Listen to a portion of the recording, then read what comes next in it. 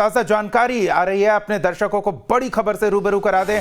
बड़ी खबर हम आपको बता रहे हैं, 48 ट्रेनें रद्द कर दी गई हैं। बिहार से जाने वाली आने वाली ट्रेनों ने रूट बदला है। 39 ट्रेनों का 10 ट्रेनों के स्टेशन भी बदले गए हैं। ऐसे रेल हादसे के कारण ये एक प्रमुख रूट प्रभावित हुआ है। बालासोर ट्रेन हादसे के बाद बिहार से गुजरने वाले ऐसी कई ट्रेनों को रद्द किया गया है। कई ट्रेनों के रूट में परिवर्तन किया गया है। रेलवे ने 10 ट्रेनों के स्टेशन भी बदले हैं। तो रेल यात्री अपने यात्रा से पहले ट्रेनों के रूट से संबंधित पूरी जानकारी जुटा लें। रेलवे की ओर से भी उन्हें इसकी जानकारी दी जाएगी। इस बीच आपको बता दें कि बिहार से आने और जाने वाली बिहार से जुड़ी 48 ट्रेनों को रद्द कर दिया गया है। 39 ट्रेनों का रूट बदला गया है।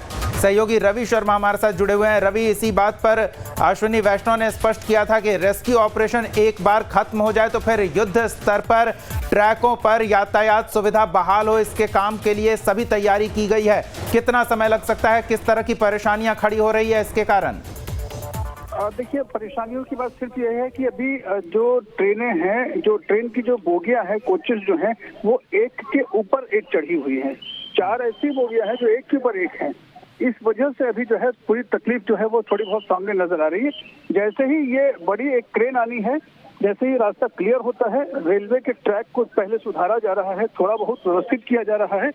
ऐसी स्थिति में जैसे ही ट्रेन के ट्रैक को थोड़ा बहुत सुदृढ़ कर लिया जाएगा तो यहाँ पर रेलवे के कोच को उठाने वाली क्रेन रेलवे की अपनी पटरी पर आ सकती है। और उसके बाद में जो है वो बोगियां जो है वो साइड करने के बाद में लगभग मैं समझता हूँ कि और अभी 5 से 6 घंटे का वक्त और लगने वाला है, जब डिरेल्ड कोचेज जो एक के ऊपर एक है उन्हें हटाने की बात है। और उसके बाद में फिर जो है जो बाकी जो लोग हैं जिनके बॉडीज को निकालने की बात है वो सब हो सकती है। और उसके बाद ही पूरा जो है 12 घंटे और लगेंगे, जबकि यहाँ पर रेल यातायात कम से कम जो है वो समझ में आएगी कि अब कितने देर के बाद में शुरू होगी। 12 घंटे के पहले तो बिल्कुल संभव नहीं है, जो ग्राउंड पर समझ में आ रही है बात। बिल्कुल, साउथ वेस्ट रूट का ये सबसे व्यस्त मार्गों में से एक रहा है। इससे कई ट्रेनें प्रभावित हुई हैं और कई कोई रूट बदले गए हैं। उससे संबंधित क्या अपडेट मिल पा रहा है रवि? देखिए, अभी मैंने जैसे पहले ही बताया आपको कि ये रूट अभी ऐसी है कि जो अगले 12 घंटे तक तो बिल्कुल क्लियर होने की संभावना ही नहीं है। सबसे बड़ी बात है कि न केवल ट्रैक खराब हुआ है बल्कि ओवरहेड जो इलेक्ट्रिसिटी होती है, जो हाई टेंशन वायर्स चलते हैं, वो भी उनके पोल्स भी जो है वो बिल्कुल क्षतिग्रस्त हो चुके हैं। लिहाजा एक के बाद एक बहुत सारी तकलीफें, बहुत सारा ऐसा अभी काम है। देखिए, मैं भी आपसे बात करते करते फिर जो सामने से मेरी बॉडियां निकलते चली जा रही हैं, एक के बाद एक।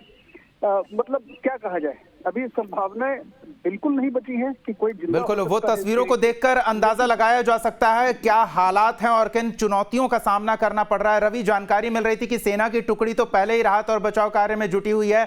ये ट्रैक मेंटेनेंस के काम के लिए एयरफोर्स की भी सहायता ली जाएगी, रेस्क्यू के लिए भी, ऐसी भी जानकारी मिल रही थी। तो क्या एयरफोर्स की टीम भी पहुंच रही है?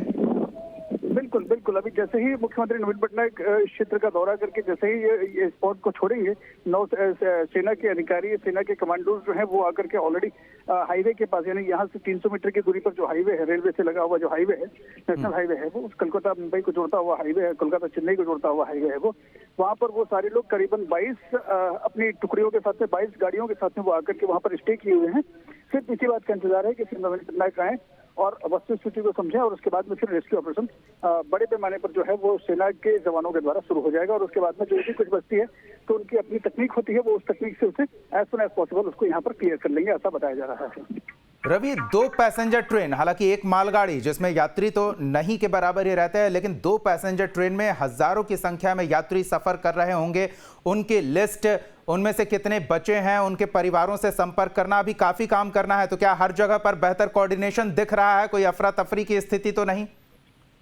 नहीं, बिल्कुल नहीं। ये सबसे बड़ी बात रही इस पूरे दुर्घटना के बीच भी राहत वाली बात सिर्फ ये रही कि कोऑर्डिनेशन जो था वो बिल्कुल चारों तरफ से मिलजुल करके काम हुआ। राज्य सरकार, केंद्र सरकार, एनडीआरएफ, ओडीआरएफ, सेना, फिर उसके बाद में जो है लोकल बॉडीज। और सबसे बड़ी बात रही कि जो सबसे नजदीकी गाँव जो महज 300 मीटर की दूरी पर था, उस गाँव के लोगों ने सबसे ज्यादा मदद की और कोऑर्डिनेशन में सबसे ज्यादा उन लोगों ने हेल्प किया। किसी ने किसी भी तरह की कोई भी तकलीफ नहीं दी लोगों को, बल्कि सहायता के लिए अब भी खड़े हैं।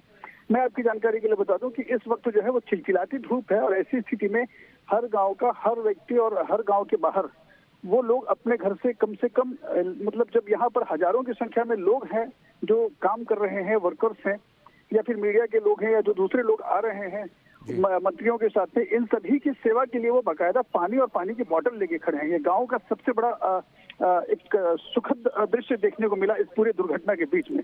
बिल्कुल रवि, संकट के समय इस तरह की मानवीय संवेदना ही हमारे सामाजिक होने की पुष्टि करती है। और ऐसी भी जानकारी आ रही है कि जिन जिन अस्पतालों में घायलों को पहुंचाया गया है वहां ब्लड डोनेट करने के लिए स्वेच्छा से बड़ी संख्या में लोग पहुंच रहे हैं। रात को भी एक दृश्य दिखाया था कटक के सबसे बड़े हॉस्पिटल में, एससीबी मेडिकल कॉलेज के पास में, मेडिकल कॉलेज के एक नर्स ने केवल एक नर्स ने अपने फेसबुक पर लिखा था कि अब बॉडीज आने वाली हैं या फिर ऐसे लोग आने वाले हैं जिनकी दुर्घटना हुई है। बिल्कुल रवि, हम इससे जुड़ी और बातचीत आपसे थोड़ी करेंगे, थोड़ी और जानकारी लेंगे इस बीच।